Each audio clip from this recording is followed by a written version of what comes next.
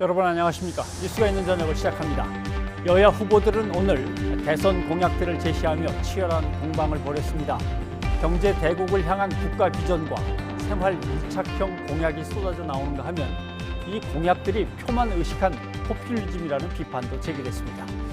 뉴스가 있는 저녁 오늘 준비한 주요 내용을 윤보리 앵커가 전해드립니다.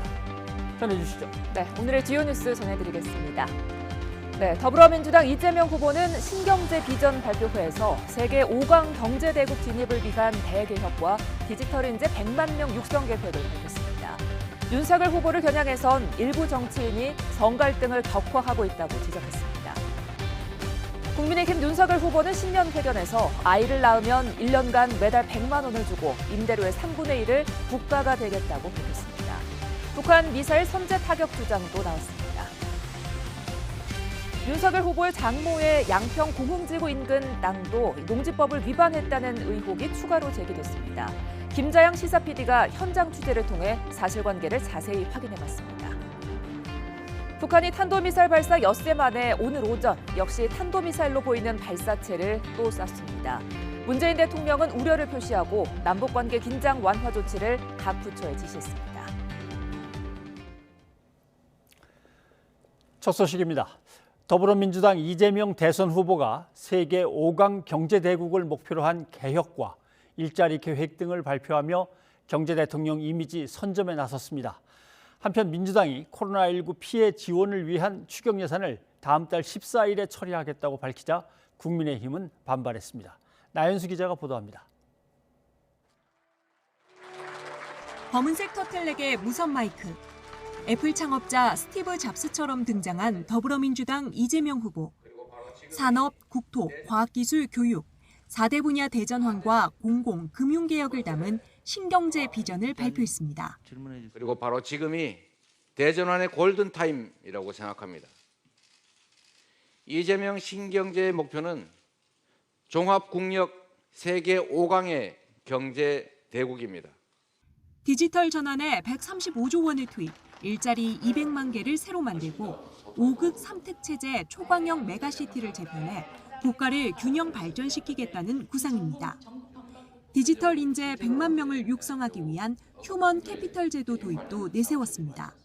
휴먼 캐피탈은 소프트웨어, AI 등 디지털 역량 확충을 위한 교육비를 정부가 선 지원하고 취직을 하면 나중에 일부를 갚는 방식이 되겠습니다. 지난주 코스피 지수 5천, 국민소득 5만 달러, 종합국력 세계 5위, 이른바 555 공약에 이어 경제대통령 이미지 각인에 집중하는 모습입니다. 국민의힘 윤석열 후보의 이대남 행보에는 정치가 선거 전략으로 젠더 갈등을 키우고 있다고 비판하며 차별화를 꾀했습니다. 일부 정치인들이 한쪽에 편승해서 갈등이 격화되고 있는 그런 상황이죠. 둘 중에 진짜 우리는 하나를 꼭 선택해야 됩니까? 이런 질문을 자주 합니다. 민주당은 대선 공식 선거운동이 시작되기 하루 전날인 다음 달 14일 코로나19 피해 지원을 위한 추경을 처리하겠다고 밝히며 이 후보를 지원 사격했습니다. 그러나 국민의힘은 정부 추경안이 오지도 않았는데 야당을 들러리 세울 생각이냐고 반발했고 2월 임시국회 합의는 불발됐습니다. 민주당은 다른 야당과 소집 요구서를 제출해서라도 다음 달 추경안을 처리한다는 입장입니다. 다만 앞서 이재명 후보가 제안한 전국민 지원까지는 여력이 안 된다고 밝혔습니다. YTN 나연수입니다. 국민의힘 윤석열 대선 후보는 아이가 태어나면 1년간 매달 100만 원씩 부모 급여를 주고 임대료의 일부를 국가가 내겠다고 밝혔습니다. 하지만 50조 재정 투입에 따른 구체적인 고민이 부족하고 일부 공약이 20대 남성에게 집중됐다는 비판도 나오고 있습니다. 이경국 기자입니다. 국민의힘 윤석열 후보가 신년 기자회견을 연 곳은 50년간 공장으로 쓰이다 탈바꿈한 카페였습니다. 책임 있는 변화라는 키워드를 내걸고 코로나19와 이로 인한 양극화, 저출생, 저성장 문제 등을 심각한 사회 문제로 분석했습니다. 이를 해결하기 위해 국가가 고통을 분담하겠다면서 아이가 태어나면 1년간 매달 100만 원의 부모급여를 지급하겠다고 약속했습니다. 숫자가 한 6만 명? 이 정도 되거든요. 1,200만 원 하면은 제가 볼 때는 뭐 그렇게 큰 금액이 들어가지는 않고. 코로나19 방역 조치로 피해를 본 자영업자를 위한 임대료 나눔제도 공약했습니다. 임대인과 임차인 그리고 국가가 임대료를 3분의 1씩 나눠서 부담하자는 건데 임대인 손실은 세액공제로 보전한다는 계획입니다. 3년에서 5년 이후에 순차적으로 그 재정 부담이 들어가는데 전체적으로 한 50조 정도를 예상하고 있습니다. 회견을 마친 뒤에는 코로나19 관련 토론회에 참석해 정부의 방역 정책을 거듭 비판했고 방역 일선 간호사들과 만나 처우를 대폭 개선하겠다고도 강조했습니다. 여러분의 그 절망과 고통은 상상하기 어렵습니다. 국민과 정부가 합당한 처우를 해주는 것이 바로 공정과 상식입니다. 그러나 대규모 재정 투입을 예고한 공약에 재정 마련에 대한 구체적인 고민이 없었다는 비판이 바로 제기됐습니다. 변화의 의지는 넘치고 책임은 한 스푼에 불과한 것이 아닌지 의문이 듭니다. 일자리와 주거 부족 등이 복합적으로 작용하여 발생하는 문제입니다. 병사 월급 인상 같은 공약이 20대 남성에게만 집중됐다는 지적도 나왔습니다. 선대위 쇄신 이후 각종 정책을 쏟아내는 윤석열 후보. 정책 편향성 논란을 일축하고 구체적인 실행 계획과 신뢰성이 뒷받침될 수 있을지가 관건이 될 것으로 보입니다. YTN 이경국입니다. 방금 들어온 소식입니다. 광주광역시 신축 아파트 붕괴 사고 현장의 작업자 6명이 지금까지 연락 두절인 것으로 파악됐습니다. 광주광역시 소방본부는 아파트 건물 붕괴 사고 직후에 현장 작업자 안전 여부를 확인한 결과 6명이 연락이 닿지 않고 있다고 밝혔습니다. 이들은 건물 외벽이 무너져 내린 28층과 31층 사이에서 창호 공사 등을 했던 것으로 추정됩니다. 그러나 현장은 추가 붕괴 우려가 있어서 수색이나 구조 작업이 쉽지 않은 것으로 전해지고 있습니다. 사고 당시 콘크리트 타설 작업을 위해 건물 상층부에 있던 작업자들은 무사한 것으로 확인됐고 3명은 스스로의 힘으로 대피하고 3명은 구조됐습니다. 다음 소식입니다. 국민의힘 윤석열 후보가 북한의 핵미사일 도발 대응 방법은 선제 타격뿐이라고 주장했습니다. 민주당과 이재명 후보는 국민을 불안하게 하는 발언이라고 비판했습니다. 김태민 기자의 보도입니다. 북한의 미사일 도발 소식이 알려진 직후 취재진과 만난 윤석열 후보. 만약 북한의 핵 위협이 감지된다면 이렇게 대응해야 한다고 주장했습니다. 우리 수도권에 도달해서 대량 살상을 하는데 걸리는 시간이 1분 이내입니다. 요격이 사실상 불가능합니다. 선제 타격 밖에는 막을 수 있는 방법이 지금 없고요. 북한의 호의적 태도는 평화쇼라고 일축하며 핵과 미사일 고도화는 어떤 방식으로든 중단시켜야 한다고 강조했습니다. 윤 후보의 선제 타격 발언에 민주당은 곧장 비판의 목소리를 높였습니다. 참 국민이 많이 불안해하실 것 같습니다. 정말 호전적인 지도자도 이렇게 대놓고 군사 행동에 대한 이야기를 한 적이 없습니다. 대단히 심각한 인식 수준에 대해서 저희는 놀라지 않을 수 없는데요. 그러면서 한반도 평화를 위협하는 위험한 발언을 즉각 취소하라고 날을 세웠습니다. 앞서 논란이 된 이른바 멸공 공방은 여야 모두 한 발씩 물러섰습니다. 이재명 후보 최측근인 정성호 민주당 선대위 총괄특보단장은 멸공 논란에 반응한 건 지지층 결집을 노리는 야당 음모에 말려드는 일이라며 대응 자제를 촉구했고 국민의힘 이준석 대표 역시 릴레이 형식의 멸공 SNS 캠페인은 장기적으로 선거에 부정적 영향을 미칠 수 있다고 경계했습니다. 하지만 멸공 논란이 채 가라앉기도 전에 이번엔 북한 선제 타격을 놓고 여야가 또 한 번 대립각을 세우면서 안보 이슈를 둘러싼 정치권의 여진은 이어지고 있습니다. YTN 김태민입니다. 병사 봉급 월 200만 원. 국민의힘 윤석열 후보가 지난 9일 자신의 페이스북에 이런 한 줄 공약을 게시했죠. 윤 후보는 국방의 의무를 다하는 청년들의 최저임금도 보장하지 않은 건 공정하지 않다며 공약의 필요성을 강조했습니다. 이 공약이 실현되면 병장의 월급은 약 3배 오르게 됩니다. 봉급 인상에 따른 구체적인 재원 마련 방안으로는 엄격한 세출 구조 조정을 들었는데요. 그런데 앞서 더불어민주당 이재명 후보가 선택적 모병제를 기반으로 오는 2027년까지 병사 월급을 200만 원 이상으로 단계적으로 올리겠다고 공약하자 국민의힘은 논평을 통해 이 후보의 공약대로라면 4년 후에는 하사와 병장의 급여가 비슷해진다며 굳이 복무기간이 긴 하사를 선택할 이유가 있느냐고 비판했습니다.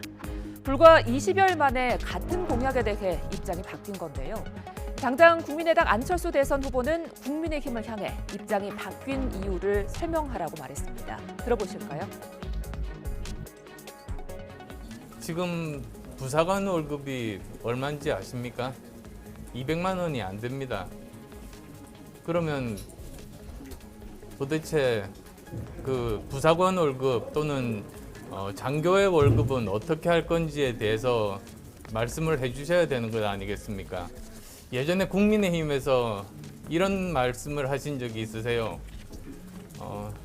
부사관 월급이 사병 월급보다 적으면 누가 부사관에 지원하겠냐고 그 말씀을 하셨는데 거기와 관련해서 저는 국민의힘에서 답변을 해야 된다고 생각합니다.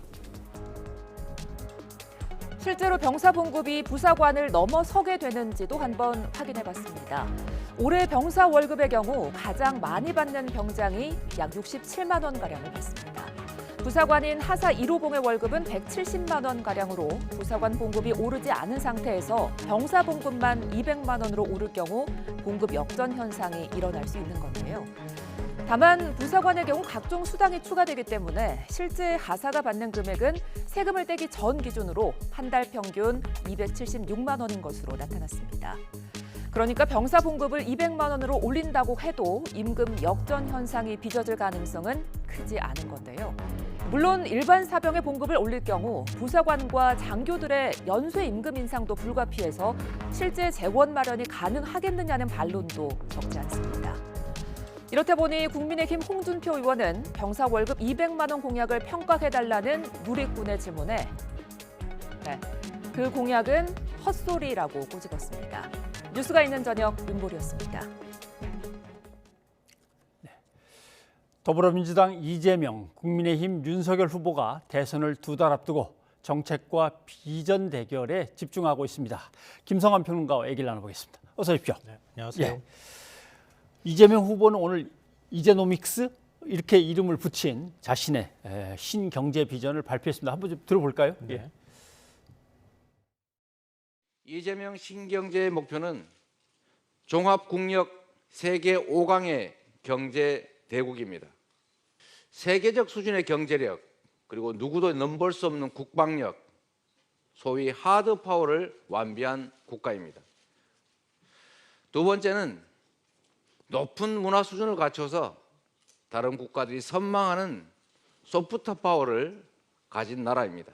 상시적으로 혁신하고 늘 미래를 지향하는 혁신 국가입니다. 인권과 다양성이 보장되는 개방형 국가, 세계 5강, 이 말을 하는 저도 가슴이 벅차오릅니다. 네, 세계 강국이 되려면 경제, 국방, 문화 이런 걸 갖춰야 된다라는 얘기인 것 같습니다. 들으시기 어땠습니까? 최근에 이제 소확행 공약이라고 해서 생활 밀착형 공약들을 계속 쭉 발표해 오지 않았습니까? 예. 뭐 반영도 있고 그랬는데요. 근데 좀 갈증 같은 게 있었어요. 그러니까 대통령이면은 대한민국을 어떻게 이끌고 갈 것이냐, 그렇죠. 그것에 대한 국가 비전을 제시해야 되는 것 아니냐 이런 예. 지적들이 있어 왔거든요. 근데 그 갈증을 좀 오늘 해소한 측면이 있다 이렇게 생각해요. 근데 공약이라는 게 하나의 공약이 하나로만 그치는 게 아니라 공약은 아주 복잡하게 다른 공약들하고 연결돼 있거든요. 그렇죠. 하나의 산업은 다른 산업하고도 연결돼 있고요. 예. 그러니까 굉장히 큰 그림이 좀 필요한 측면이 있거든요. 근데 그런 면에 있어서 오늘 공약 발표한 걸 보면 뭐 성장, 그다음에 대전환, 그걸 통해서 세계 5대 강국을 만들겠다. 이렇게 유기적으로 좀 연결된 측면이 있고요. 10개 분야, 뭐 예를 들면 우주 산업이라든가 아니면 네. 인공지능 이런 것들을 통해 가지고 10개 분야를 집중적으로 육성하고 6개 산업별로 구체적인 어떤 비전들을 제시해서 100만 명의 인재를 양성하고 그리고 135조 원을 투자해서 200만 개 정도의 일자리를 창출하겠다 이런 입장도 밝혔고요. 그다음에 이 교육 공약은 지역 개발과 관련돼 있는 아주 밀접한 그렇죠. 문제이기도 합니다. 그러니까 메가시티를 만들겠다라고 하는 것을 지역에 있는 대학들을 육성한다고 하는 개념하고 같이 연계해서 비전들을 발표했다. 뭐 이것에 대한 호불호의 평가는 있을 수 있겠지만 어찌됐든 간에 대한민국을 어떻게 이끌고 나가겠다라고 하는 큰 비전을 제시했다고 하는 측면에서는 점수를 좀 받아야 되지 않나 싶습니다. 어떻게 봐도 그동안의 행정 경험이나 정치 경험 등이 이제 꽤 녹아 들어간 그러한 이제 공약 발표였습니다. 윤석열 후보도 오늘 신년 기자회견을 열고 그동안 준비했던 것들을 쏟아냈는데 한번 목소리를 직접 들어보시죠. 공정 혁신 경제로 우리 경제의 성장 잠재력과 일자리 창출 능력을 배가하겠습니다. 재앙적 수준의 저출생을 극복하기 위한 제도적 변화를 시작하겠습니다. 아동, 가족, 그리고 인구 등 사회 문제를 다룰 부처들의 신설을 추진하겠습니다. 아이 갖기를 원하는 국민을 지원하기 위해 전 국민을 대상으로 부모 급여를 도입하겠습니다. 아이가 태어나면 1년간 매월 100만 원의 정액 급여를 받도록 하겠습니다. 네, 지금까지는 어떻게든 꾸려왔는데 이제는 성장 잠재력이 떨어져서 이대로는 절대 안 된다. 그 성장 잠재력을 키울 방안들을 이제 얘기하면서 진심, 변화, 책임이라는 키워드가 나왔고 그 다음에 이제 성장 잠재력을 위해서 국민들한테 뭘 지원해 줄 건가에서 임대료 정부가 일단 나눠서 부담하겠다. 그다음에 부모가 되면 이제 급여를 지급하겠다. 이 내용이 눈에 확 들어오는 거였습니다. 이재명 후보는 미래에 초점을 지금 뒀다고 하면은 예. 윤석열 후보는 현재에 초점을 둔 거죠. 지금 국민들의 삶을 어떻게 나아가게 만들겠다, 나아지게 만들겠다라고 입장을 밝혔다 이렇게 볼 수 있는데요. 예. 그러니까 그러면 이제 공약들별로 유기적으로 연결되는 측면보다는 그냥 분절되어 있는 하나하나의 공약으로 우리가 평가할 수밖에 없을 것 같아요. 예. 뭐 말씀하셨던 것처럼 이제 부모 급여를 주겠다 이렇게 얘기하는 거는 한 해 한 26만 명 정도 아이가 태어나는데 그 부모들한테 연 1,200만 원 정도를 급여 형태로 매월 100만 원씩 주겠다. 그렇죠.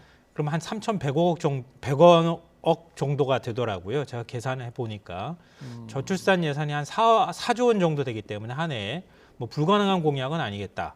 대신에 이제 각종 지자체라든가 정부에서 지급하는 출산 장려금이 굉장히 많잖아요, 종류가. 그걸 어떻게 통합할 것이냐 이런 문제가 좀 남아 있지 않나 싶고요. 임대료 분담제 같은 경우에는 뭐 이미 기존에도 많이 나와 있던 내용이기도 한데 예. 한 50조 정도가 필요하다고 하는데 이건 코로나19라고 하는 특수한 상황에서 지급하는 것이기 때문에 과연 추경 규모 이전에 이제 50조 지원하겠다고 얘기했고 더 크게는 100조 하겠다는 얘기까지 했었잖아요. 그러니까 불가능한 공약도 아니다. 그건 국가가 의지를 가지면 얼마든지 할 수 있는 것이다 이렇게 생각하는데 다만 이제 오늘 저는 그 이제 신년 연설을 하면서 기자회견을 할 때 가장 주목이 됐던 거는 윤석열 후보가 대통령 후보가 된 다음에 이렇게 진지하게 공약을 발표한 게 이번이 처음인 듯한 느낌을 받았어요. 예. 그러니까 윤석열 후보가 그동안에 여러 가지 악재에 시달렸는데 그걸 털고 이제 공약을 중심으로 뭔가 나아가겠다고 하는 의지를 보인 자리다. 예. 뭐 이렇게 봐야겠습니다. 근데 어떻게 따지면 좀 묘한 것이 뭐 진보 정당이라고 규정할 수 있는지는 모르겠지만 민주당 쪽에서는 국가 발전을 위한 청사진을 큰 걸 내놨는데 막상 또 보수 정당이라고 할 수 있는 국민의힘 쪽에서는 국민들에게 지원해서 어떻게든 소득을 갖다가 좀 평등하게 끌어올리겠다라고 하는 지원 정책을 내놔서 약간 뭐 좀 서로 바뀌었나라는 생각이 살짝 들 정도였는데 근데 이제 문제는 거기에 예산이 얼마나 들어가느냐 아니면은 그럼 두 당이 서로 이렇게 번갈아 가면서 자꾸 내놓으니까 서로 다른 게 뭐냐 이런 질문도 나왔어요 실제. 네, 대한민국의 선거란 특히 이제 대선이란 공간은요 상대방의 가치를 빼앗아 오는 과정인 것 같아요. 가장 대표적인 게 경제 민주화잖아요. 박근혜 전 대통령이 대선 공약으로 경제 민주화를 내세울 거라고 누가 상상했겠습니까? 예. 근데 상대의 가치를 빼앗아 옴으로써 중도층, 부동층의 표를 끌고 올 수 있었거든요. 어찌 보면 국민의힘에서 이제 그런 전략을 취하고 있는 것 같은데요. 뭐 이재명 후보하고 비교를 하자면 퍼스트 무버와 패스트 팔로우 전략인 것 같아요. 그래요? 1등 예. 전략과 2등 전략인 것 같아요. 그러니까 1등 전략은 이재명 후보가 앞으로 가면서 계속 공약들을 발표하면서 지금 이제 비전까지 간 상황이잖아요. 근데 윤석열 후보는 그동안에 여러 설화라든가 리스크 때문에 그런 작업들을 못 해왔거든요. 예. 이제 그걸 하나씩 따라가는 작업을 하고 있는 것이다. 근데 따라가면서 이미 논란이 있었던 거라든가 나온 공약을 보고 하는 거니까 예. 좀 더 정제되고 깔끔한 듯한 공약의 냄새가 나는 그런 공약들을 발표하고 있는 것 아닐까 그렇게 생각을 합니다. 예. 그리고 오늘 뭐 사무실에서 주로 남성들의 문제긴 합니다만은 병장 때 얼마 받았어라고 다들 물어보는 게 오늘 잠깐 사무실에서 주제 이슈였습니다. 자, 이게 누가 먼저 시작한 공약이냐도 화제였고, 그 다음에 이렇게 들여다 보니까 이게 진짜 그렇게 병사들의 봉급을 확 올려줄 수 있나? 재원 마련은 확실한가? 언제부터 그렇게 해주겠다는 거야. 근데 두 후보다 약간의 빈 구석들이 보이더라고요. 네. 예. 1등 전략, 2등 전략 제가 말씀드렸잖아요. 2등이 1등 계속 따라가다가 그냥 영원한 2등으로 남을 수도 있고 1등을 따라잡을 수도 있고 그런 거 아니겠습니까? 근데 지금 뭐 병사봉급 200만 원 주겠다고 하는 것은 이재명 후보가 이미 얘기를 한 바가 있는 거거든요. 근데 그걸 또 똑같은 걸 지금 내놨어요. 그래서 민주당에서 베끼기 한다 뭐 이렇게 반발하고 있기도 한데요. 두 후보 간의 차이는 이거예요. 이재명 후보의 경우에는 선택적 모병제를 도입하느냐 마느냐의 얘기가 먼저 전제가 되어 있었다는 거예요. 그럼 현재 병력 자원이 50만 명이거든요. 근데 선택적 모병제를 하면 30만 명으로 줄어들어요. 그럼 20만 명이 지금 남게 되잖아요. 그 인건비를 통해서 병사 월급을 2027년까지 200만 원까지 맞춰주겠다. 이렇게 공약을 한 거거든요. 이건 뭐 공약이라고 하기보다는 좀 큰 비전을 제시했다. 이쪽에 조금 더 방점이 찍혀 있는 거 아닌가 싶은데 윤석열 후보는 그냥 취임하자마자 바로 200만 원 주겠다. 이렇게 지금 얘기하고 있거든요. 원희룡 정책본부장도 지금 그렇게 방송에 나와서 얘기를 하고 있는 것이고요. 그러니까 병력 자원을 줄인다고 하는 전제가 없이 곧바로 그냥 200만 원 주겠다. 이렇게 나오니까 얘기가 조금 더 복잡해지는 측면이 있는데요. 지금 이제 병사 월급에 들어가는 돈이 한 2조 원가량이 된다 그래요. 근데 200만 원으로 가게 되면 5조 원가량 정도가 들게 되거든요. 기존보다 3조 원이 더 든대요. 그런데 지금 올해 국방비가 54조 원이에요. 54조 원인데 경직성 경비를 다 빼고 나면 18조 원 정도 남게 되거든요. 그러니까 18조 원에서 지금 3조 원을 더 빼야 되는 상황, 더해가지고 해야 되는 상황인데 지금 국방비를 그렇게 파격적으로 늘려줄 수 있겠는가? 지금도 역대 최다라고 하는데. 그러니까 경항모 2척을 만드는 돈이라고 생각하시면 돼요. 그 금액이. 그러니까 경항모 지금 만드는 것에 대해서도 예산만이 들어가는 거다. 뭐 이런 것 때문에 지금 논란이 많은데 과연 그걸 파격적으로 그렇게 올려줄 수 있겠는가? 그 위에 뭐 지금 부사관이라든가 아니면은 장교 월급까지 한꺼번에 같이 따라 올라가게 될 경우에는 더 많은 돈이 들어갈 텐데 국방비를 과연 그만큼 예산을 지출할 수 있겠는가? 이런 이제 문제가 남게 되는 거죠. 사실 병사들의 월급을 올리면 하사관, 장교들의 봉급도 떠밀려서 같이 올라갈 수밖에 없는 상황인데. 그럴 수밖에 없겠죠, 아무래도. 과연 이렇게 되면 한쪽에서는 과연 모병제에 대한 여론을 갖다가 아직 합의도 안 본 상태에서 뭐 일단 공약을 던졌고, 한쪽은 재원 마련 방법이 아직 좀 애매하고 그렇긴 하군요. 자, 그래서 이제 포퓰리즘이라고 안철수 후보는 강하게 이제 질타도 하는데, 두 후보들의 이 문제에 대한 얘기를 한번 좀 들어보시죠. 지금 1년에 출생하는 그 숫자가 한 6만 명? 이 정도 되거든요. 그래서 한 1,200만 원 하면은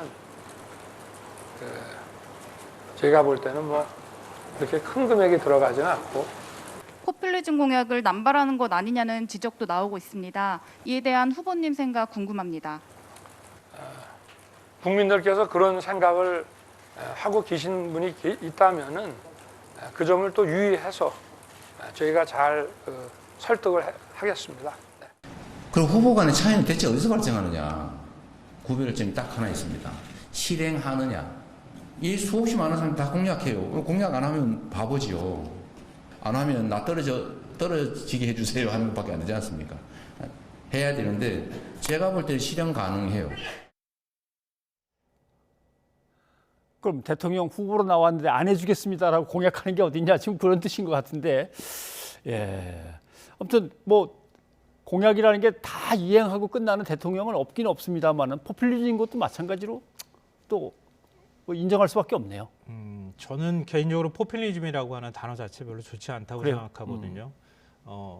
지금과 같이 여러 가지 복합적 위기가 있는 상황에서 뭔가 크게 변화가 필요한 상황인데 그걸 무조건 공약을 내세웠다고 해서 저건 포퓰리즘이야.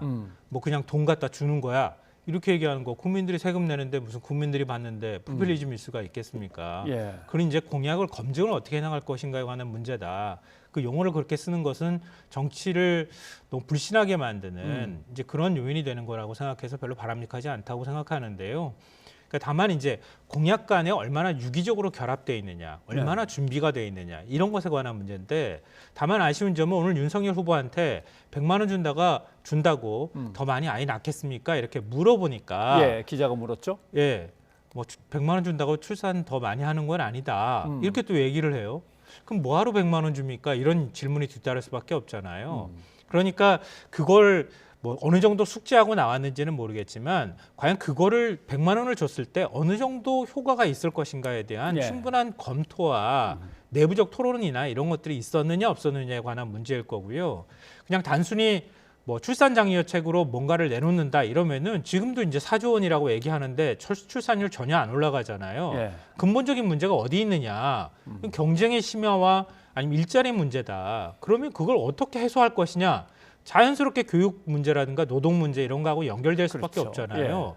그러니까 그런 것에 관해서 좀 공약과 공약들이 얼마나 잘 준비되어 있는 것을 가를 보여줘야 하는데 다 따로따로 떼서 국민들이 혹할 만큼의 뭔가 공약만 그냥 던지고 마는 이런 방식의 공약이 오히려 저는 더 큰 문제가 있는 것이다 이렇게 생각합니다. 예, 알겠습니다. 자, 오늘 발표된 지지율 조사를 보면 하나는 윤 후보가 앞서 있고 하나는 이 후보가 앞서 있고 하나는 똑같이 나왔고 그래서 지지율 조사 나온 걸 뭐 얘기하기는 좀 그렇고 청년층들이 어떻게 움직였나는 상당히 좀 흥미로운 것 같습니다. 분명히 윤석열 후보 쪽으로 남자 청년들 중심으로 해서 옮겨지는 거는 맞는 것 같은데 그 정도는 조사마다 좀 많이 다른 것 같아요. 그리고 뭐 여론조사마다 뭐 하도 편차가 커가지고 그렇죠. 워낙 단정적으로 커서. 말할 수는 없지만 일단 여론의 흐름으로만 본다 그러면 이준석 대표 당대표 사퇴 문제까지 나오다가 결국은 두 사람이 포옹하고 일단 당내 갈등을 좀 잠재운 측면이 있잖아요. 예. 근데 그 다음의 행보를 보면은 일종의 이준석 대표가 그동안에 주장해왔던 세대 포이론에 좀 가까운 얘기를 하고 있어요. 예. 근데 굉장히 흥미로운 지점은 뭐냐면 윤석열 후보가 설명하려 하지 않는다는 거예요. 던진다는 거예요. 그러니까 예를 들면 여성가족부 폐지. 예. 그거만 7글자만 딱 올려놓잖아요. 그럼 그거는 알아서 해석해서 알아서 논쟁하고 있는 거잖아요. 지금 여론이나 언론에서 알아서 해석하고 SNS에서 알아서 논쟁하고 있는 거죠. 그러니까 시선을 사로잡는 데는 어느 정도 성공한 측면이 있다. 그러니까 젊은 층의 어떤 짧은 메시지를 통해서 좀 강하게 어떤 효과를 각인시키는 효과를 주는 데 있어서는 일정하게 성공한 측면이 있기 때문에 그런 점에서 계속 지지율이 빠지는 현상이 나타났는데 어느 정도 방어는 할 수 있는 토대는 돼가고 있는 것 아닌가 네. 이렇게 생각하는데요. 뭐 근데 멸공 논란도 마찬가지잖아요. 그러니까 지금 윤석열 후보의 입장에서는 그동안의 지지율 빠지는 것을 어느 정도 이제 전통적인 지지층을 통해서 지탱해주고 예. 그리고 난 다음에 젊은 층의 실망감을 호기심을 통해서 좀 반전시키는 그런 전략에 좀 가까운 것 같아요. 근데 이거는 빠지는 전략, 빠질 때 사용할 수 있는 전략이지 다시 끌어올리는 전략은 아니거든요. 네. 그러니까 그걸 아마 국민의힘 내부에서도 경계하는 것 같아요. 그렇죠. 그러니까 앞으로는 지지율을 다시 끌어올리기 위해서는 뭐가 필요하냐. 이거는 특정 세대를 겨냥해서 뭔가 공약을 내는 이런 방식에서는 좀 탈피해야 된다. 이런 얘기가 내부적으로도 있을 것으로 전략이 보입니다. 더 촘촘하게 마련되고 그것을 후보가 숙지하고 나설 때까지 이렇게 탁탁 던지면서 시간을 조금 벌 수 있을 것 같고 그건 좀 지켜봐야 될 것 같습니다. 예, 김성환 평론가 여기까지 듣겠습니다. 고맙습니다.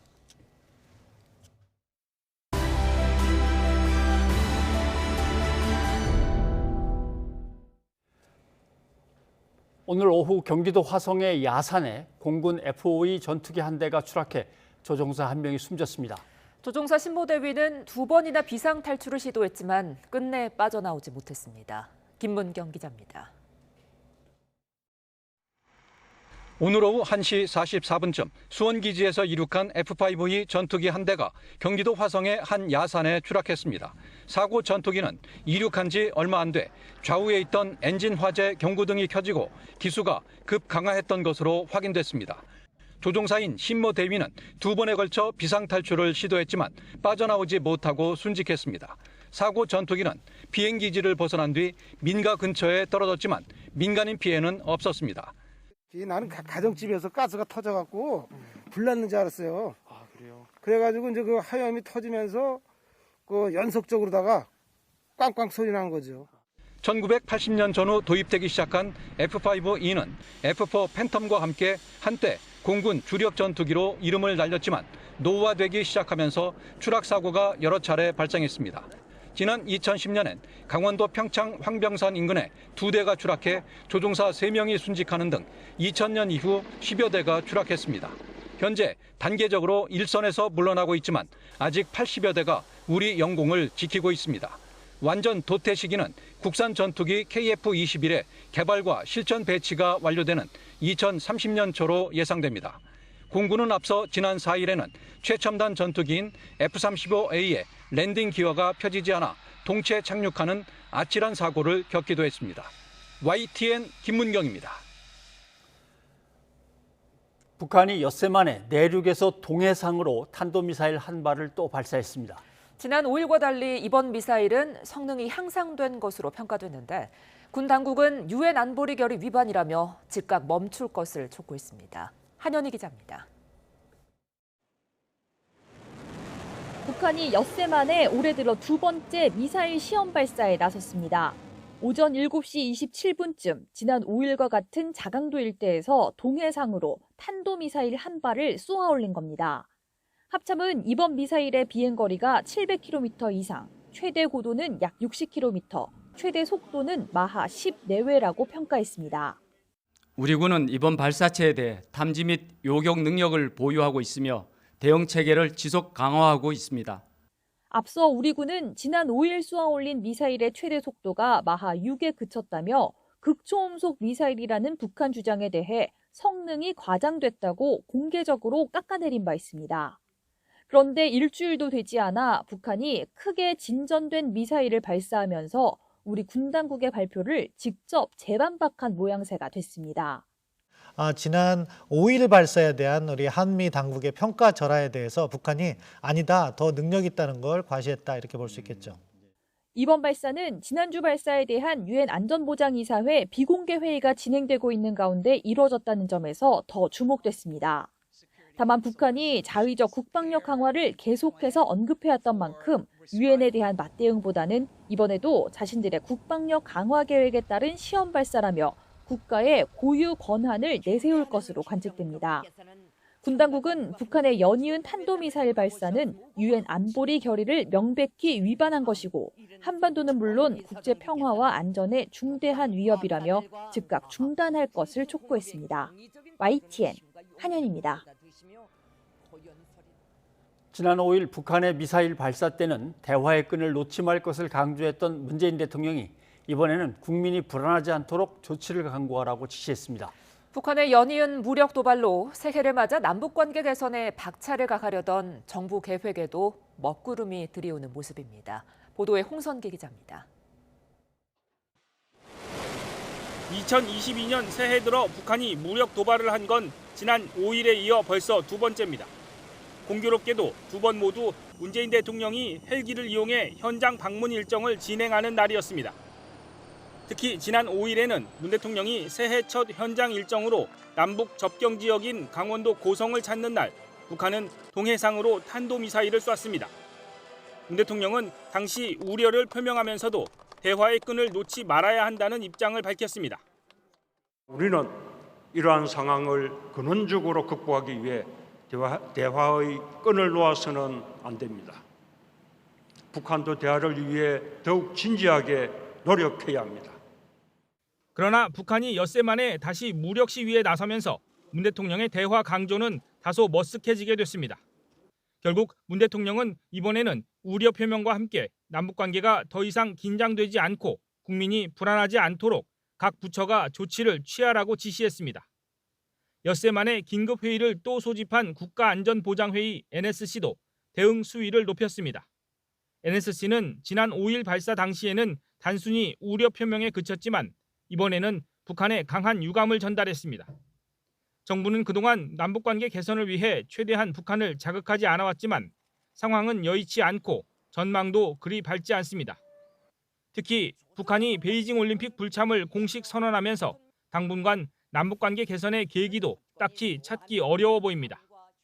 문 대통령의 거듭된 대화 제안에도 불구하고 북한이 무력 도발을 이어가면서 새해를 맞아 대화의 돌파구를 마련하려던 우리 정부의 구상에도 암울한 그림자가 드리우고 있습니다. YTN 홍성기입니다. 국민의힘 윤석열 후보의 장모 최모 씨가 투기 목적으로 농지 약 1,000평을 불법 취득했다는 의혹이 새롭게 제기됐습니다. 역시 농지법 위반 의혹을 받는 땅으로부터 불과 200m 떨어져 있는 곳인데요. 뉴스가 있는 저녁 제작진이 농지 원부를 입수하고 현장을 취재해 사실관계를 확인했습니다. 김자양 PD입니다.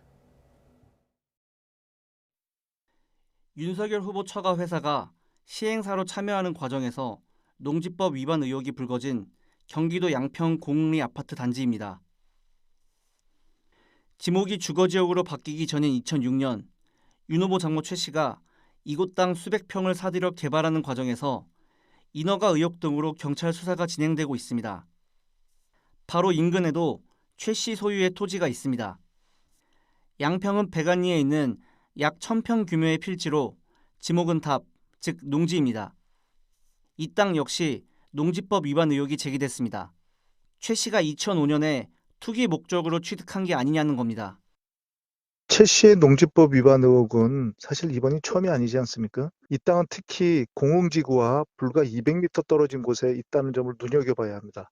실제 영농은 하지 않으면서 16년 넘게 이 농지를 투기 목적으로 불법 보유하고 있는 것이 아닌지 강력하게 의심이 됩니다. 농지를 취득할 당시 양평읍에 낸 농업경영계획서에는 취득 목적은 농업경영, 영농 여부는 자경, 노동력 확보 방안에는 자기 노동력이라고 적혀 있습니다.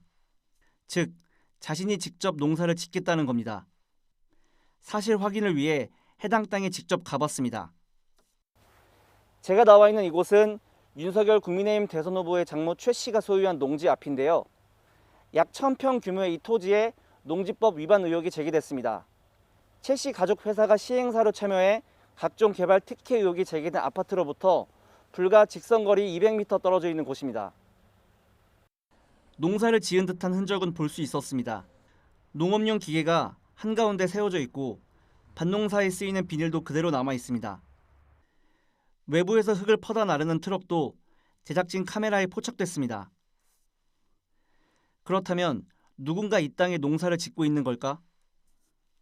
이 동네에 오래 거주하며 농사를 짓고 있는 주민에게 물어봤습니다. 네, 여자도 오고 남자도 오고 그러더라고요. 얼굴은 기억은 안 나세요? 모르죠. 가서 밭에 일하니까 여자 남자가 저 여자도 와서 일할 때 있고 남자도 와서 같이 와서 일할 때도 있고 와서 일하는 것만 봤지 그 사람은 잘 모르죠. 땅 살았다가 바쁜 사람은 자기가 못하면 임대도 주고 또 되는 데는 자기가 와서 그냥 저 농기계 돈 주고 사서 갈고 해고 자기가 또 심어 먹는 사람도 있고 다 다르지 사람마다.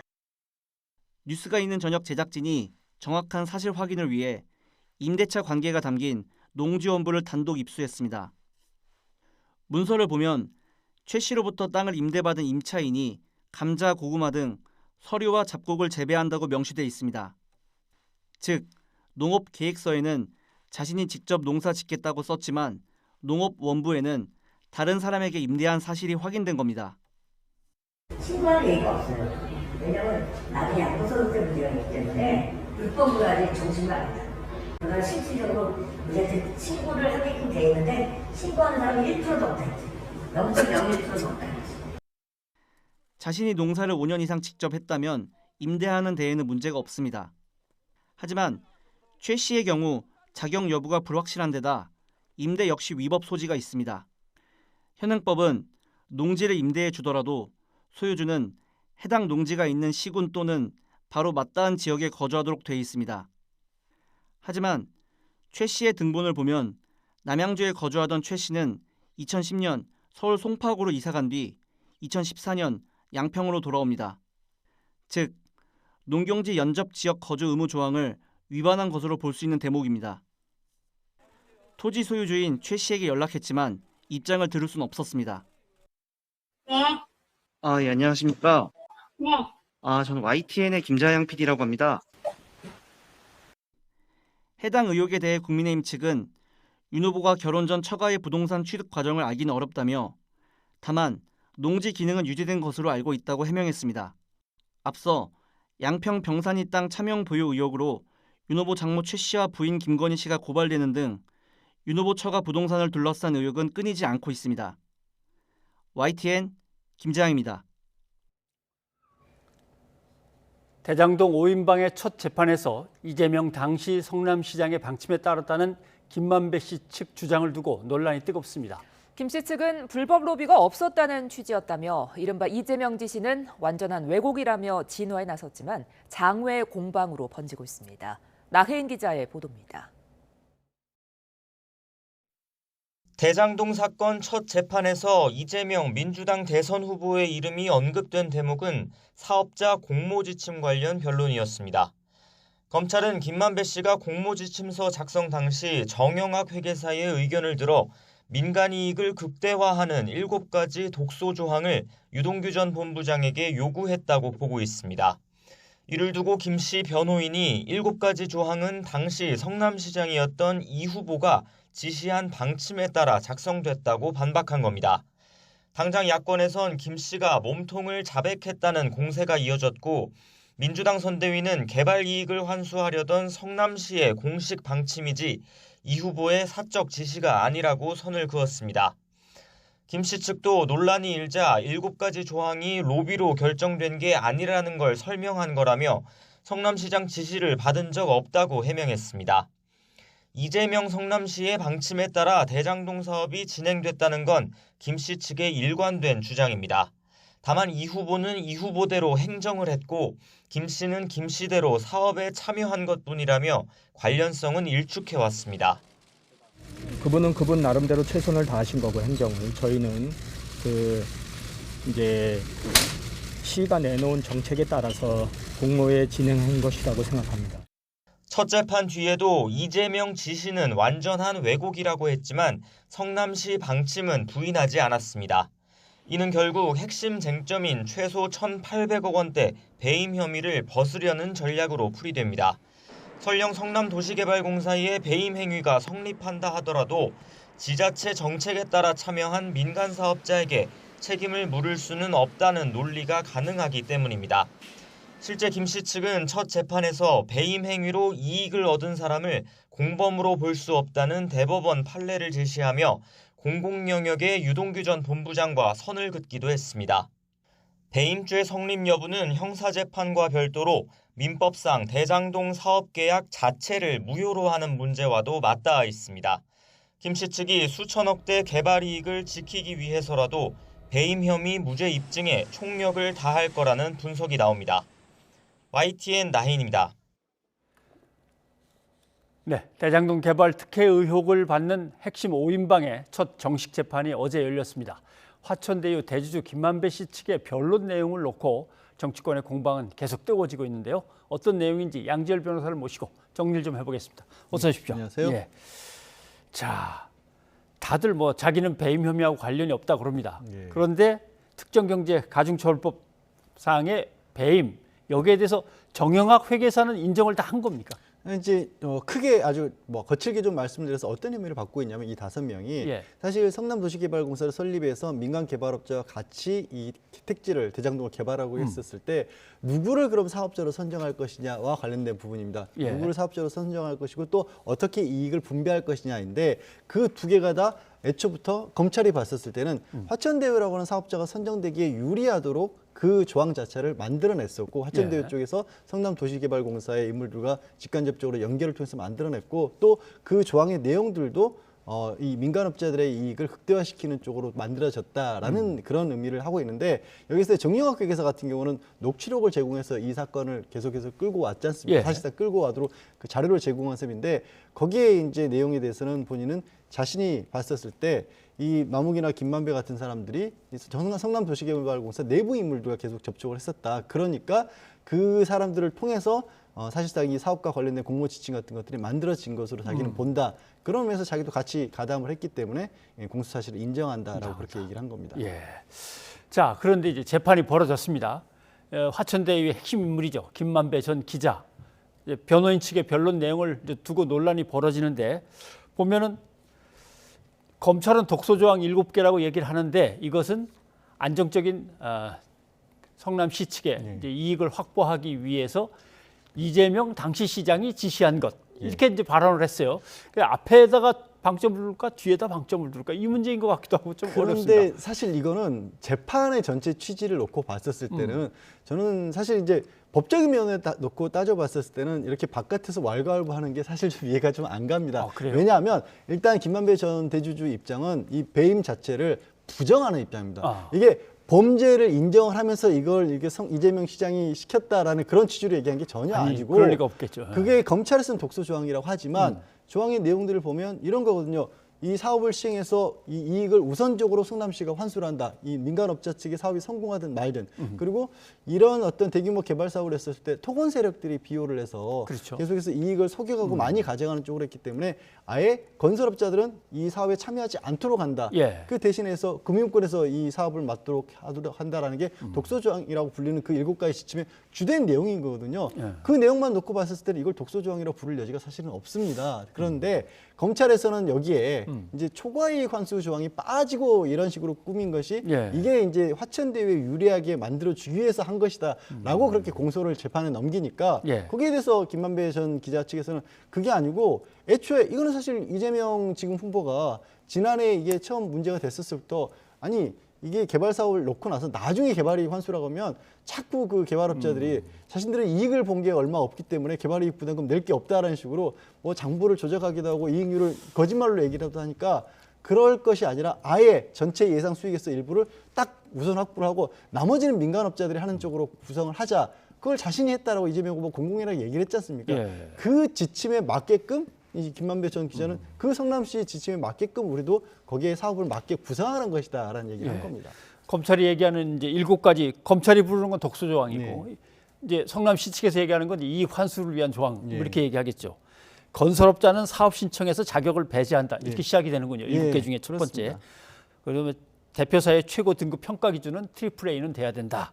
그다음에 뭐 이것저것 있고 그다음에 공사에게 이거 부지 제공만 요구하고 나머지는 이익 분배 요구하지 말라. 그렇습니다. 알아서 다 이쪽에 사고 나머지는 다. 그러니까 성남시는 사실 이게 뭐 자원을 들인 게 전혀 없지 않습니까? 5,500억 가량을 환수를 하면서도 그러니까 부지를 제공하고 인허가를 해주겠지만 나머지에 있어서는 성남시 요구하지 말라라는 겁니다. 그러나 여기서 그런데 니들 많이 벌면은 추가 이익 갖고 와야 된다. 이 조항을 붙였어야 되는데 안 붙였다. 그걸 이제 그러니까 지금 이미 5,500억 가량을 환수한 건 맞는데. 더 가져올 수 있었는데 왜 더 가져온 걸 포기했느냐 이게 지금 문제가 되는 겁니다. 그러나 뭐 이제 정치권에서는 논란이 뜨겁습니다. 한번 들어보시죠. 당시에 김만배 씨의 이런 어떤 재판 과정에서 얘기를 하는 것은 이제 행정 과정을 잘 이해하지 못한 것 같아요. 그러니까 지자체라고 하는 것은 의사결정이라고 하는 것은 개인의 결정이 아니지 않습니까? 근데 성남시장의 사적 지시가 아니라 이것은 이제 성남시의 어떤 공식 방침이었고 이 독소조항 7개라고 하는 것이 민간 사업자들에게 이제 이익을 줬다라고 하는 그런 조항으로 이제 해석된 것 같은데 그러니까 대장동 사업 초기에 초과이익 환수와 관련된 부분이 있는데 민간 사업자에게 주는 조항이 아니라 이 독소 조항이라는 것이 그러니까 지자체 그러니까 그 당시 이제 성남시가요 개발 이익을 환수하기 위한 조항이었다 이렇게 법정에서 단어 하나하나가 갖는 부분이 뭐 가명이 됐다가 가형이 됐다가 굉장히 민감하기 때문에 이 관련되신 분들이 쓰는 부분들이 굉장히 조심스러운데 이런 부분을 첫 공판에서 얘기를 했다라는 것은 사실 담고 있는 의미가 굉장히 크다라고 봅니다. 그래서 대장동 사건과 관련해서 이재명 후보의 개입 여부가 생각보다 굉장히 깊다 이렇게 판단이 되고 있습니다. 지금 뒤에서 이영 의원이 했던 그 부분입니다. 그 부분을 잡아서 이제 일부 언론들은 이재명 지시를 따른 것 또는 이재명 방침을 따른 것 이렇게 해서 제목을 잡았단 말이죠. 여기에 대해서 이제 민주당은 발끈하는 것 같습니다. 그러니까 이게 그 글자 그대로 이재명 지시에 따른 거라고 보면 마치 다른 사업자들을 배제해 놓은 상황에서 화천대유를 딱 찍어서 김만배 전 기자에게 너 이런 식으로 하면 된다라고 알려줘서 그걸 가지고 사업을 참여를 해서 독점적으로 큰 이익을 얻은 것처럼 들릴 수밖에 없지 않습니까? 제가 조금 전에 말씀드린 것처럼 재판부에서 실제로 김만배 전 기자 측의 변호인단이 주장한 거는 전혀 상관없는 식으로 해석이 될 수밖에 없거든요. 그렇게 보도를 하다 보니까 지금 정치권에서 왈가부 논란이 벌어진 것이고 그걸 또 해명하기 위해서 민주당에서는 아니 그런 것이 아니었다. 말씀드렸다시피 지침은 따로 있었던 것이고 사업자들 입장에서는 자기가 사업자로 선정되기 위해서는 성남시의 지침에 맞게 사업 구상하는 건 어쩌면 당연한 일인 거거든요. 그 당연한 일을 놓고 지금 서로 마치 이게 이재명 당시의 성남시장에서 이루어진 일인 것처럼 지금 김만배 전 기자 측에서 자기가 배임을 했다는 것을 자백이라도 한 것처럼 그렇게 해석될 수 있는 여지를 만들었기 때문에 문제가 생긴 거죠. 알겠습니다.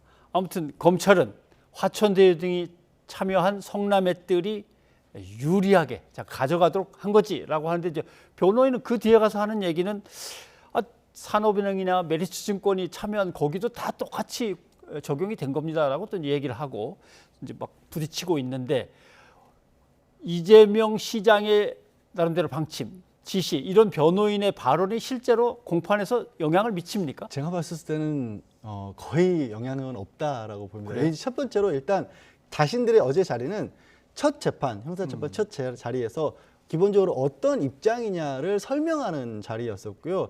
여기서 끝나는 것도 당연히 아니고 그리고 말씀드렸다시피 그때 어제 그냥 얘기를 한 게 아니라 프레젠테이션 자료를 다 만들어서 하거든요. 그 자료에 보면 성남시 지침에 맞춰서 우리가 사업 구상을 했다라는 게 다 적시가 돼 있습니다. 그게 이제 공적으로 들어가고 그걸 가지고 재판부에서 이제 심증을 그것도 이제 그 주장만 가지고 하는 건 당연히 아니고요. 어떤 증거들을 가지고 하느냐인데 사실 어제 재판에서 더 큰 논란이 됐었어야 될 부분은 지금 이제 재판에 넘어지기까지 가장 중요한 재판 증거로 들었던 부분이 아까 얘기했던 정용학 회계사가 검찰에 제공했던 녹취록이거든요. 그 녹취록을 아직까지도 피고인들에게 제공을 안 했다라는 겁니다. 오히려 그게 법정에서는 논란이 크게 됐었습니다. 그거는 심지어 지난 5일에 법원을 신청을 해서 법원에서 이거는 검찰에서 제공해야 되는 것이 맞다라고 했는데도 불구하고 검찰이 아직까지 제공을 안 했기 때문에 법정에서 재판부의 판사가 이게 있을 수 없는 일이라고까지 지적을 했거든요. 그래서 그런 증거들을 가지고 다퉈지게 되는 거지 여기서 법정에서 나왔던 말 하나를 가지고 바깥에서 워낙 이제 정치적 관심이 몰려있는 사건이긴 하지만 뭐 이렇게 크게 왈가왈부한다고 해서 재판에 영향을 미칠 사안은 아니라고 봅니다. 아무튼 계속 부딪히는데 이 후보는 뭔가 나를 겨냥해서 사소한 걸 가지고 트집을 잡는 것 같다. 정치적 공격이다라고 얘기를 하는 것 같고 국민의힘 같은 경우는 아니다. 이거는 뭔가 신중하게 판단해서 하나씩 내놨을 단어인데 이재명이라는 이름이 딱 박힌 거는 이건 뭔 몸통이라는 얘기다. 이렇게 하는데 한번 좀 들어보시겠습니까? 예. 자꾸 사소한 걸 가지고 이제 왜곡을 하려는 시도들이 있는데 저는 이 검찰이 신속하게 진상을 제대로 수사하고 상응하는 책임을 묻도록 노력해야 된다 말씀을 드리고 매우 정치적으로 마녀사냥을 하고 있다는 느낌이 듭니다. 신속하게 특검을 합의해서 정말 조건 없이 성역 없이 모든 분야에 대해서 수사하고 진상을 규명해서 책임을 묻는 과정이 있어야 되겠다고 생각합니다. 어제 대장동 개발 비리 사건 주요 실행범 4명에 대한 첫 공판에서 이재명 당시 성남시장이 지시한 방침에 따른 것이라는 법정 진술이 나왔습니다. 핵심 실행범이 대장동 몸통 그분이 바로 이재명이고 그 이재명의 지시가 있었음을 법정에서 생생하게 증언한 것입니다. 어떻습니까? 기소하기 전에 이재명 후보를 검찰이 한 번이라도 불러서 뭔가 조사를 하고 들어가는 게 맞는 건지 아니면 이제 재판이 시작됐으니까 공판 과정에 뭐 증인으로 부를 수도 있는 건가요? 그럴 수 있는 상황은 아니죠. 그러니까 수사 과정에서 한 번이라도 부르려고 했었다면 어떤 식으로든 연결고리가 있었어야지 소환을 하거나 하다못해 서면 조사라도 하는데 그 가능성은 두 가지죠. 하나는 뭐 이익을 받았던 부분이 나왔다든가 예. 두 번째는 지금 검찰에서 독소 조항이라고 표현하는 그 조항들이 만들어지는 과정에서 이재명 당시 시장이 관여했던 부분이라도 나왔어야 하는데 예. 그런 것들이 전혀 없죠. 남욱이라든가 김만배처럼 이 사건 당사자들 같은 경우에도 이재명 시장과는 접촉하는 것 자체가 뭐 그냥 남욱 변호사가 당시에 초기에 했던 말이니까 그대로 옮기자면 접촉을 시도했지만 씨알도 먹히지 않았다라고 그렇게 네. 표현을 했지 않습니까? 그러니까 연결고리가 없기 때문에 당연히 수사 대상이 아니었던 것입니다. 그리고 조금 전에 이제 얘기를 하면서 마치 이 진술이 좀 어제 나왔던 얘기가 법정에서 증인들이 얘기를 해서 어떤 증거로 쓰일 수 있는 진술인 것처럼 말씀들을 하시는데 예. 아니죠. 그러니까 증인이 나와서 저는 뭐 사실만을 얘기할 예. 것을 선서합니다. 이리에서 그렇게 해서 아니다. 거기서 그 사람이 한 얘기가 법정에서 증거자료로 쓰이는 그런 말이 아니라 변호인이 이 사건에 대해서 어떻게 생각하는지 자기 주장을 펴는 과정에서 나온 말이었기 때문에 조금 전에 하신 말씀은 정말 정치적인 주장일 뿐입니다. 예, 알겠습니다.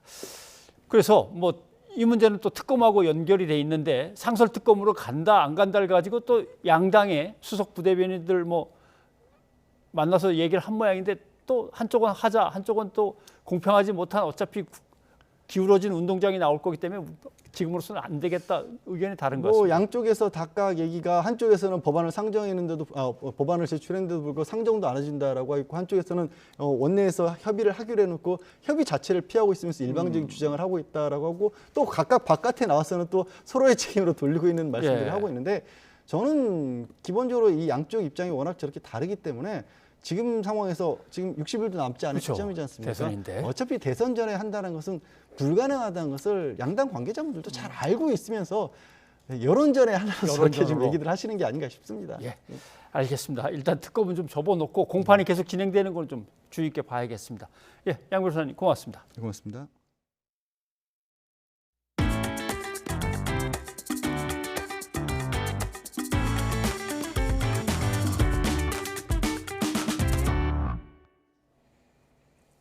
국내 코로나19 유행 규모가 주춤하면서 위중증 환자가 줄고 중환자 병상도 안정을 되찾고 있습니다. 정부는 다만 오미크론 변이 감염이 빠르게 확산하는 상황도 감안해 오는 금요일쯤 거리두기 완화 여부를 발표할 예정입니다. 이동호 기자입니다. 코로나19 신규 환자는 닷새 연속 3,000명대를 유지하며 확산세가 확실하게 꺾인 것으로 보입니다. 위중증 환자는 이틀째 700명대를 이어갔고 13일 연속 감소세입니다.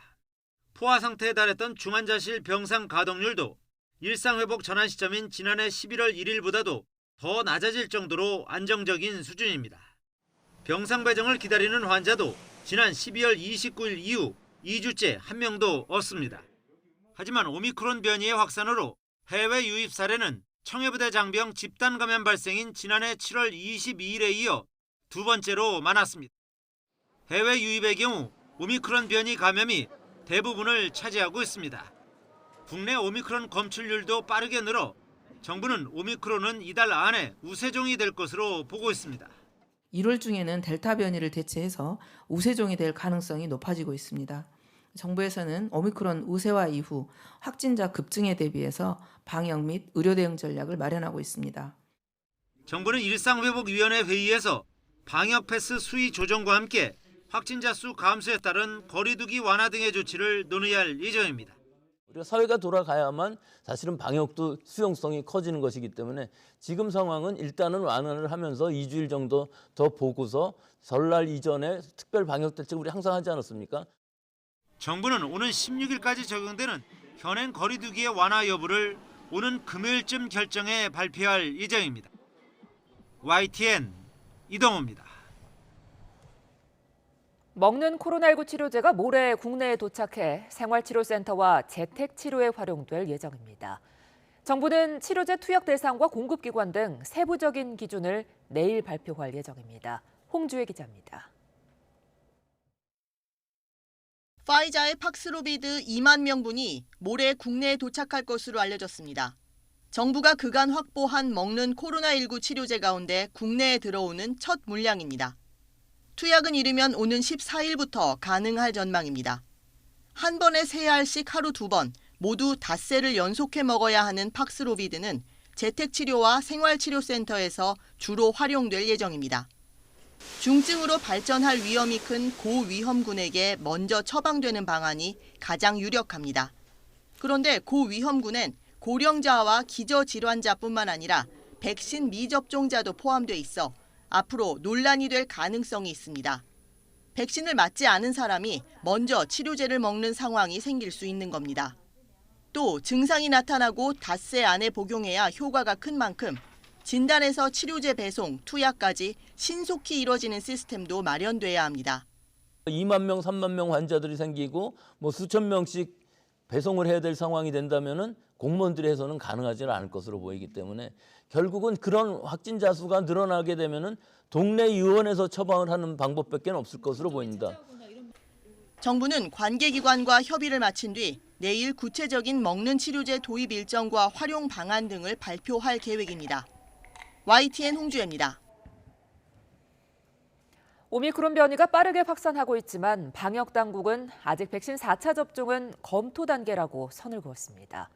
특히 오미크론 백신은 나오는 즉시 도입하도록 계약이 돼 있다며 현재 백신도 오미크론에 효과가 있는 만큼 빠르게 3차 접종을 하는 게 우선이라고 강조했습니다.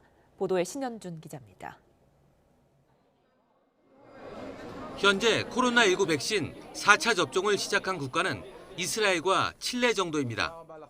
나머지 나라들은 고위험군을 중심으로 면역 저하자나 고령층, 의료인 등에 제한적으로 도입하고 있습니다. 우리나라는 4차 접종이 검토 단계입니다.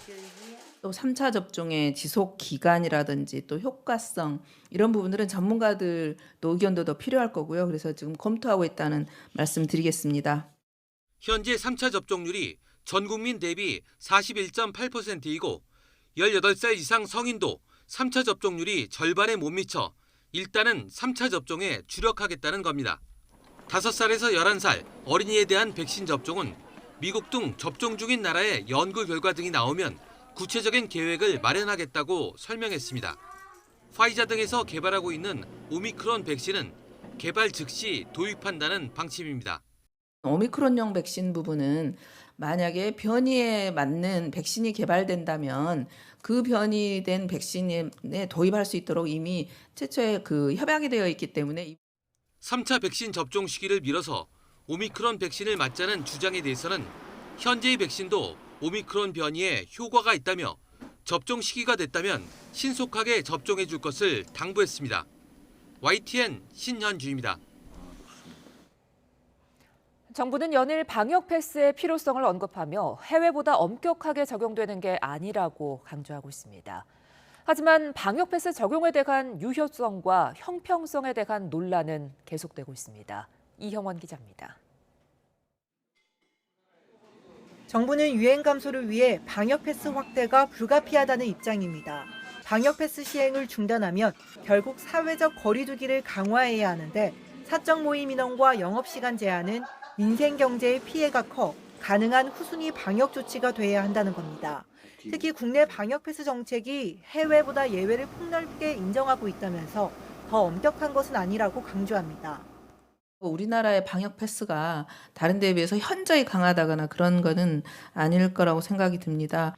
근데 이제 우리나라 같은 경우는 예외를 좀 어느 정도 좀 넓게 인정을 하고 있는 상황입니다. 미접종자라도 PCR 음성 확인자나 18살 이하, 코로나19 완치자, 의학적 사유가 있으면 방역 패스 예외 범위로 인정된다는 겁니다. 이 같은 예외 사유를 확대하려는 국내와 달리 독일과 이탈리아는 PCR 음성 확인자는 예외에 포함하지 않고 프랑스는 완치자를 예외 대상에서 제외하는 방안을 검토하고 있습니다. 방역 패스 적용 시설도 국민의 기본적인 생활을 침해하지 않도록 제한했다는 게 정부 설명입니다. 이탈리아는 직장 내, 미국 일부 주에서는 100인 이상 사업장에 방역 패스를 의무화하고 있습니다. 특히 프랑스는 대중교통에도 방역 패스를 적용하고 있습니다. 이에 대해 일부 전문가들은 해외의 경우 국내보다 유행 상황이 좋지 못해 방역 패스를 엄격하게 적용하는 면이 있다고 지적합니다. 방역 패스를 둘러싼 논란을 최소화하려면 감염 위험도 등 명확한 기준을 놓고 시설별로 탄력적으로 적용할 필요가 있다고 조언했습니다. 대중교통에 있어서는 퇴근 시간의 밀집도 또 이 환기 상황들을 고려하면 감염 위험성이 훨씬 더 높은데도 불구하고 대형 마트나 백화점에 먼저 적용하는 것은 과학적으로 논리가 부족해 보입니다. 정부는 국민의 기본권 제한을 최소화하고 생계와 고용 안정 등을 고려해 마련한 필수 방역 대책이라고 밝혔지만 적용 대상 선별에 좀 더 과학적인 근거와 형평성을 반영해야 불필요한 논란을 줄일 수 있다는 지적입니다. YTN 이영훈입니다. 네. 폐차장에서 자동차를 부수는 장면입니다. 뭐 좀 속이 후련해지십니까? 영상으로 보시니까. 네덜란드의 한 폐차장에 코로나19 스트레스 해소 카페가 설치돼서 이용자들이 가서 차를 부수면서 스트레스를 푸는 장면이죠. 오늘 발표된 보건복지부 코로나19 국민 정신건강 실태조사 결과를 한번 읽어보겠습니다. 네, 정말 심각하게 우울한 사람들, 그 다음에 극단적인 선택을 한번 생각해 본 사람들 보시면은 뭐 나아지는 것 같은데 할 수도 있지만 코로나19 초기와 비교하면 정신건강 수준은 아직 회복되지 않았습니다. 그러면 어떤 사람들이 가장 힘들어할까 한번 보십시오. 예, 우울 점수를 따지면 30대가 가장 높고 60대가 가장 낮습니다. 30대 중에서 30대 여성이 월등하게 높죠. 코로나19 3년째입니다. 사람들은 무엇을 필요로 하고 있을까? 이게 지금 바뀌고 있습니다. 한번 보십시오. 마스크 같은 개인 위생 물품이 필요하다는 2020년 3월에서 2021년 12월까지 계속 줄고 있죠.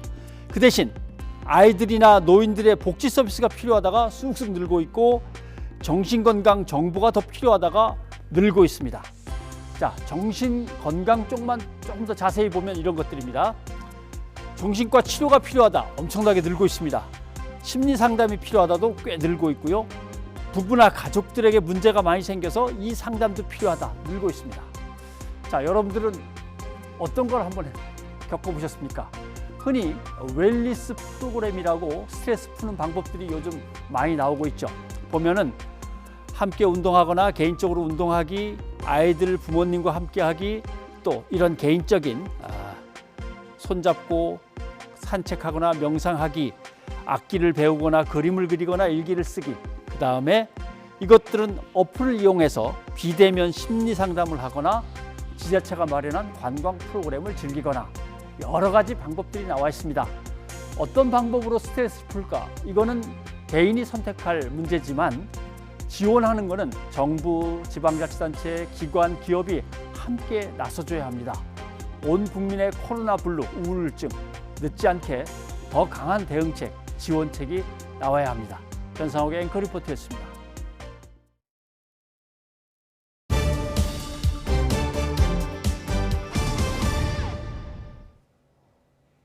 미국에서 유전자를 조작한 돼지의 심장을 말기 심장질환 환자에게 이식하는 수술이 의료계 최초로 진행됐습니다. 최종 성공 여부를 판단하기엔 아직 이르지만 장기 이식 분야의 역사적인 분수령이라는 평가가 나오고 있습니다. 조수연 기자입니다. 심장질환으로 시한부 판정을 받은 57살 데이비드 베넷 씨에게 이식된 돼지 심장이 마침내 정상적으로 작동합니다. 다른 선택지가 없었던 베넷 씨의 동의를 받고 미국 메릴랜드대 의료센터가 이런 수술을 지난 7일 세계 최초로 진행했습니다. 동물 장기 이식 시 즉각적인 거부 반응이 문제인데 유전자 조작을 통해 거부 반응을 일으키는 세포 내 당을 제거한 돼지 심장을 사용했습니다. 8시간에 걸쳐 수술을 집도한 바틀리 그리피스 박사는 심장 박동이 제대로 이루어지고 있고 혈압도 정상적이라고 밝혔습니다. He's awake. He is recovering and speaking to his caregivers, and we hope that the recovery that he is having now will continue. 하지만 아직 최종 성공 여부를 확신하기에는 이릅니다. 의료진은 앞으로 나타날 수 있는 면역 체계의 거부 반응을 주시하며 치료 계획을 세우고 있습니다. So we're preparing for the next attack on his organ. We know that the pig heart will be attacked by different soldiers in our body. 전 세계적으로 이식을 기다리는 환자 수에 비해 기증되는 인간의 장기가 매우 부족해 동물 장기를 이식하는 방안이 대안으로 연구돼 왔습니다. 앞서 지난해 9월 뉴욕 랑곤 헬스 연구진은 세계 최초로 유전자 변형 돼지의 신장을 뇌사 환자에게 이식해 면역 거부 반응 없이 정상 작동했다는 시험 결과를 발표했습니다. 여기서 한 단계 더 나아가 일반 환자에게 이식이 이루어진 이번 사례는 수십 년간 노력 끝에 이룬 진전이라는 평가가 나오고 있습니다. He realizes the magnitude of what was done, and he realizes the importance of it. 아울러 언젠가는 동물의 장기로 많은 생명을 구하는 날이 올 수도 있다는 희망을 의학계와 환자들에게 안겨주고 있습니다. YTN 조수연입니다. 시청자 여러분의 의견 소개해드립니다. 네, 대선 후보들이 젊은 층 표심을 잡기 위해서 혼심을 다하고 있다는 소식 전해드리고 있는데 0277님, 2030 세대인 2030 세대만 국민이 아닙니다. 여러 세대가 공감할 수 있는 공약을 많이 내주시기 바랍니다 하셨습니다. 네, 화천대유의 대주주 김만배 씨 측이 첫 재판에서 이재명 지사의 지시에 따른 것이다, 이런 주장을 했다는 소식 전해드렸는데요. 0078님, 증거도 없는데 말 한마디로 무조건 몰아가는 건 부적절한 것 같습니다. 이런 의견 보내주셨습니다. 네, 방역 지표가 조금씩 나아지고 있는 것 관련해서 유튜브를 통해서 미큐엘님이 거리두기 효과도 있겠지만 국민들이 마스크 열심히 쓰고 철저히 위생관리를 한 덕분이라고 봅니다 하셨습니다. 네, 지금까지 시청자 여러분의 의견 소개해드렸습니다. 네, 오늘 뉴스가 있는 저녁에 준비한 소식은 여기까지입니다. 네, 내일은 오늘보다 더 춥다는 예보입니다. 한파에 주의하시고요. 저희는 내일 다시 찾아뵙겠습니다. 함께해 주신 여러분 고맙습니다.